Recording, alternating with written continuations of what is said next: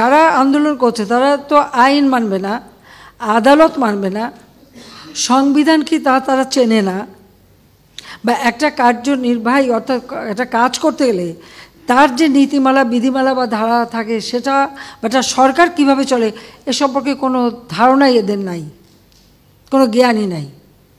হ্যাঁ, পড়াশোনা করছে, ভালো নাম্বার পাচ্ছে, সেটা ঠিক, কিন্তু ভবিষ্যতে এরা তো নেতৃত্ব দেবে বা এই দেশ চালাতে আসবে, তাদের তো এই ধারণাগুলি দরকার। আমাদের সংবিধান কি বলে সেটা তাদের জানা উচিত। আমাদের একটা রাষ্ট্র পরিচালনায় কী ধরনের কাজ হয় সে সম্পর্কে তাদের কোনো ধারণা আছে? সে ধারণা তো আমরা দেখি না।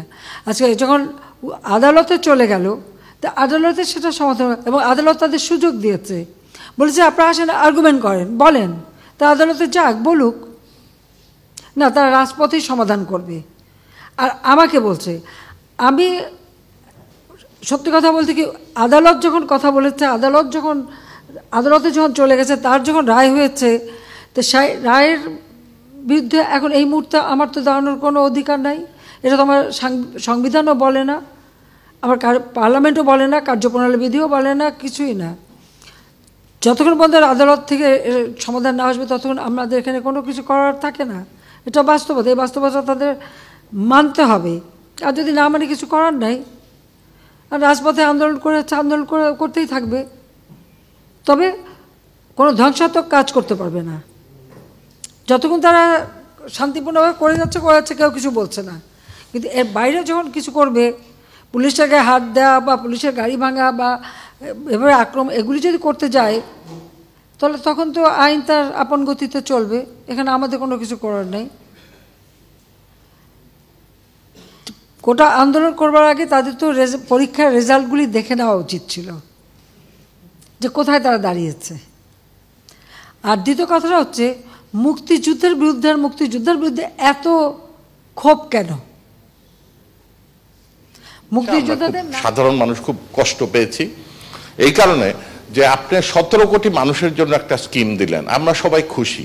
এই সরকারি কর্মচারীরা যারা পেনশন পাচ্ছে, তারা মানে তাদের কি কোথায় কমে গেল, বেড়ে গেল, এই দুঃখে পড়ে যাচ্ছে। 16 কোটি মানুষ যে পেল, এটা তো তাদের সুখ নাই।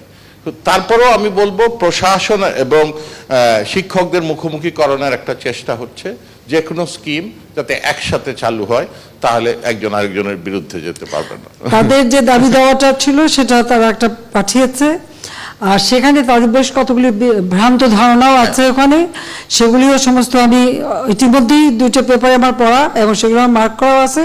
তো এখন আর এর মধ্যে এটা তুলতে চাই না, এই যে আমার কাছে সব লেখাও আছে, আমি নিয়ে আসছি, যে যদি প্রশ্ন ওঠে তো আমি মনে করি যে এখন আমি বলবো না, ওকে দয় এটা যেখানে যেখানে এটা করা করবো। যেটা কথা হলো সত্য, যে তাদের একটা ভুল ধারণা, যেখানে বোধহয় কোনো পেনশন ফান্ড আছে, পেনশন ফান্ড বলে কিছু নাই।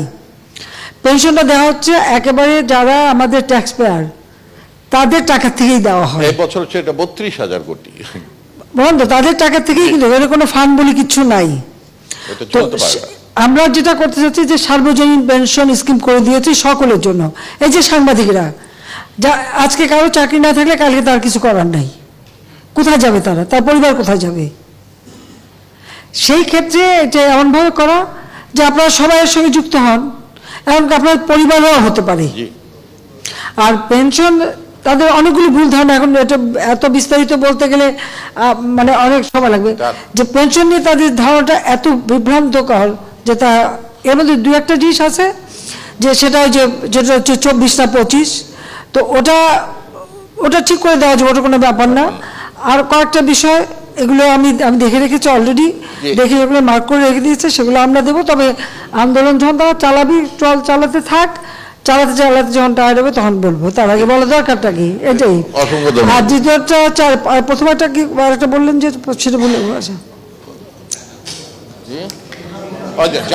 আমাদের জাতীয় সাংস্কৃতিক বিপ্লবটা সম্পন্ন করা, তা নাহলে আমাদের বাঙালি সংস্কৃতি এই সকল কিছুর একমাত্র রক্ষা কবচ, অন্যভাবে করা যাবে না, এটা আমাদের মনে হয়। এবং আপনি তার নেতা, আপনি কবিতা পরিষদ আপনার হাতে তৈরি।